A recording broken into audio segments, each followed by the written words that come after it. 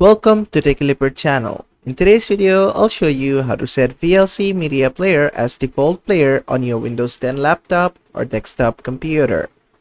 Now, at first, what you have to do is just simply go to your search bar and search for settings. Then from best matches, just open up settings.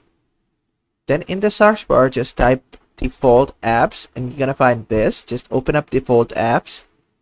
From here, you're gonna find all the things that are default on your PC. For example, for video player, it's currently nothing. For music player, it's media player. So for video player, we want VLC Media Player. So just click on choose a default.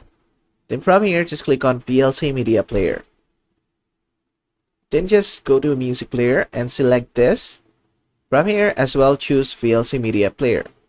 And we have set the music player as well as video player to VLC Media Player. So just close this. And basically that is how to set VLC Media Player to default media player on your Windows 10 laptop or desktop computer.